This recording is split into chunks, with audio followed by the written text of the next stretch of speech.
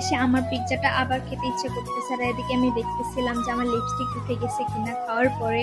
আর এই হচ্ছে খাওয়ার পরে আমি সস টস দিয়ে পুরা কি বলবো।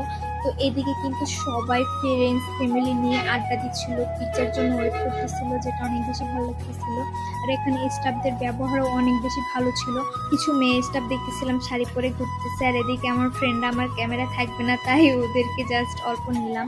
আর তারপরে হচ্ছে আমি যে একটু ভিডিও করব, যে নিজের তো এত মানুষ ছিল যে কারণে ভিডিও নিতে পারতেছিলাম না, ক্যামেরার সামনে কেউ না কেউ চলে আসতেছিল, তাও হচ্ছে অনেক কষ্টে এই দুইটা ক্লিপ নেই।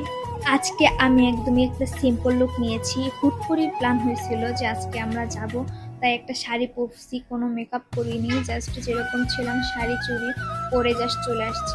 এরপরে আমরা চলে যাই এটার উপর তলার। এখানে হচ্ছে বই ডেকোরেশনটা সুন্দর ছিল, বাট এখানে কিছু আপুরা বসা ছিল তাই আর পিক নিতে পারলাম না। আর এটা হচ্ছে কফি শপ, উপর নিচ দুইটা ডেকোরেশনই অনেক বেশি সুন্দর ছিল, পিক তোলার জন্য একদমই পারফেক্ট। তবে আজকে যদি ওয়েস্টার্ন টপস এরকম কিছু পরতাম তাহলে মনে হয় ছবিগুলো আরো বেশি সুন্দর লাগতো, আসলে আমার যেটা মনে হয়েছে।